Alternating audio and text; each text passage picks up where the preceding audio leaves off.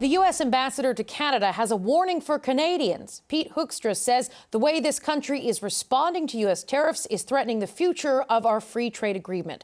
Here is Hoekstra speaking to podcaster Jasmine Lane. Some of the retaliatory tariffs to the U.S. are a huge irritant. We have protected the integrity of CUSMA. Okay, our negotiators have said we are not going to implement tariffs on any products that are covered under CUSMA. Canadians have said, well, those guardrails are off. Canada is calling into question the future of CUSMA. It's not the United States of America. It's Canada. Also today, Ontario announced new financial supports for companies under pressure in the U.S. trade war. The province will provide $1 billion in emergency loan supports for businesses targeted by President Donald Trump's sectoral tariffs. Think steel, aluminum, and the auto sector. While we can't control the unrelenting determination with which President Trump is pursuing these tariffs, our government can and will continue to stand firm in our unyielding commitment to our workers and our economy. Now, these measures are designed not only to help workers weather the storm, but to position them for long-term success because their paychecks and their livelihoods are depending on it. It is time for the Power Panel. Ginny Roth is a former Conservative campaign strategist, and here with me is Laura D'Angelo, an advisor to former Prime Minister Justin Trudeau, and Jordan Likeness is a former NDP strategist. Jordan, when we were talking in the break, you said that there was something about Pete Hoekstra's comments that really sort of stood out to you. I just wonder if you want to, share with us what that is. Yeah, well, I mean, it was remarkable listening to the interview. You had the sense that he was recounting an alternative history of what had happened in terms of the notion that Canada had somehow attacked the United States using tariffs, when in fact, of course, we know that the tariff war that was launched by President Trump hit Canada first and hit Canada hardest of all of the U.S. trade partners. I was also really struck by the fact that his tone and his comments about CUSMA are increasingly pointed.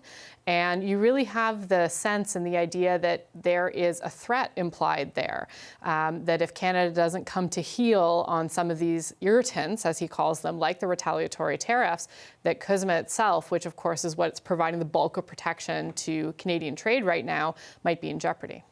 Ginny, did you also sort of take away that there was a new level of pointed threat on the table there? And should that sort of shape how Canada responds to deal with the ongoing trade war?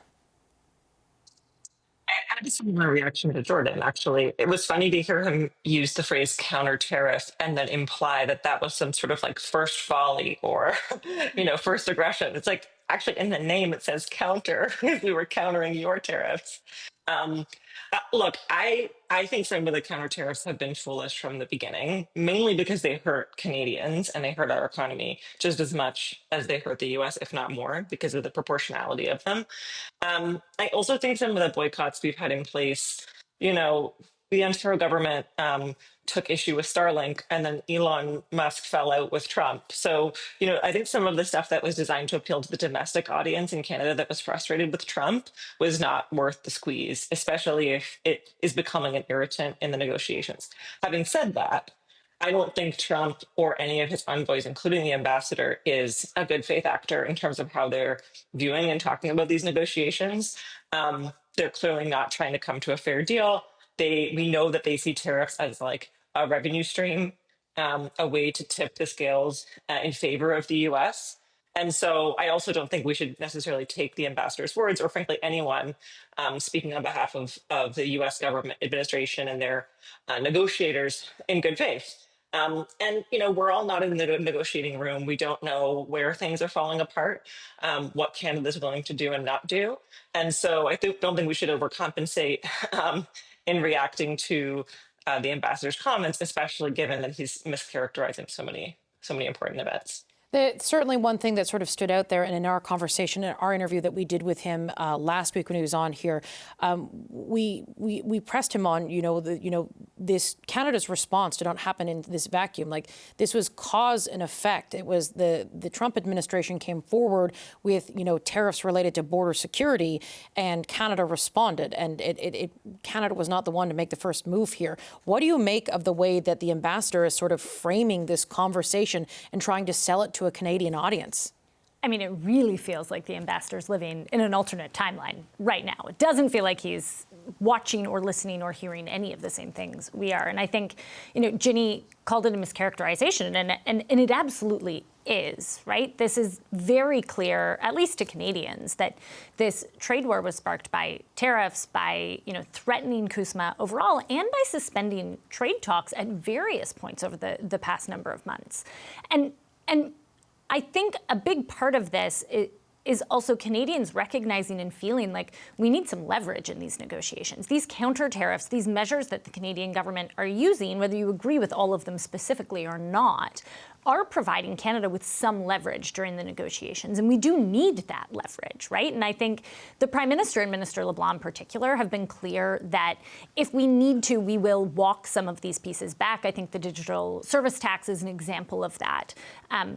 But for now, we also can't just give everything up and end up, frankly, with a deal that isn't particularly great for Canadians, like we've seen in some of the countries that have already done that.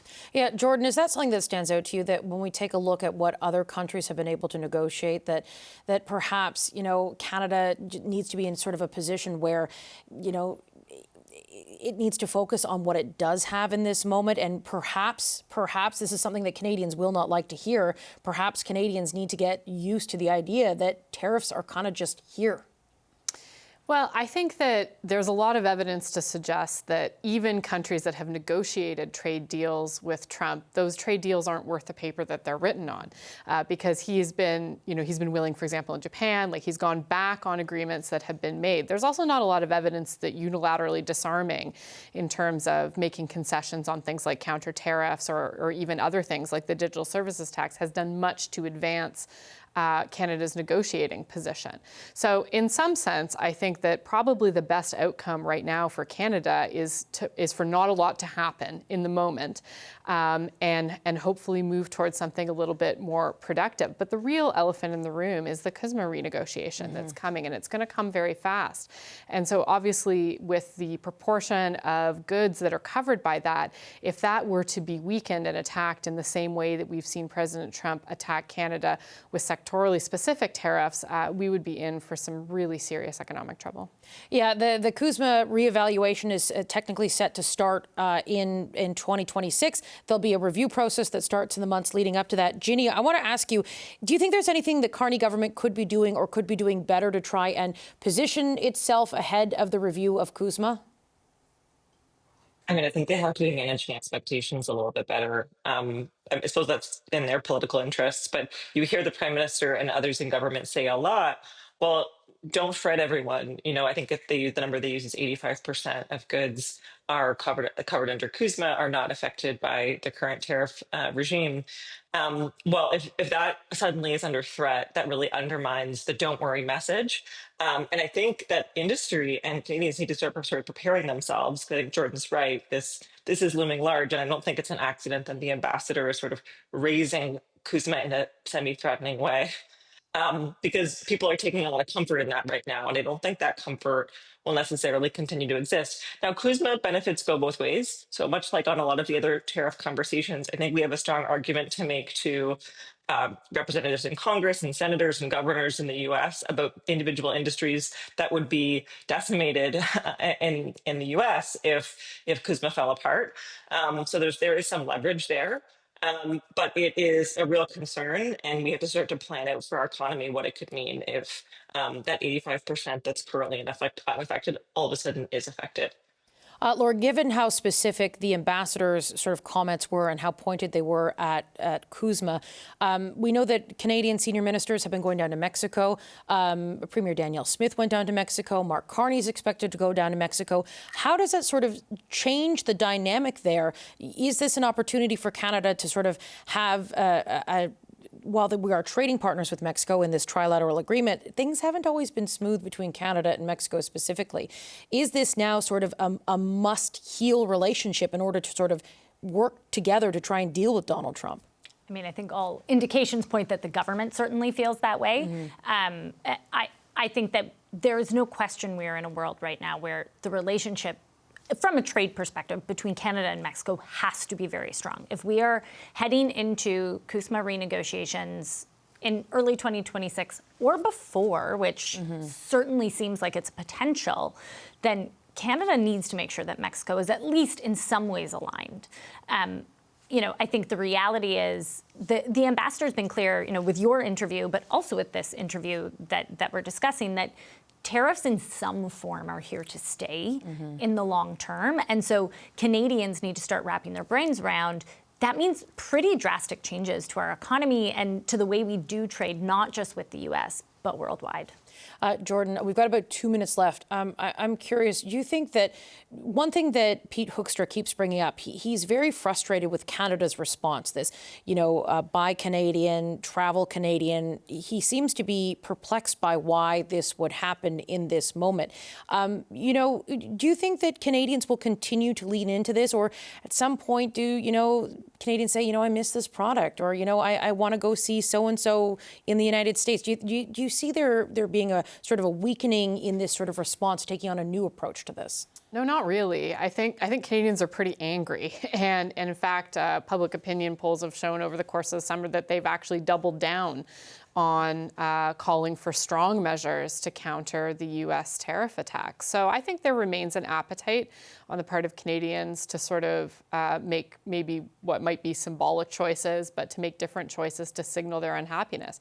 Now, I would say that we still haven't really felt the full effects of these tariffs, and we may start to feel that more significantly as we go into the fall when we look at unemployment numbers.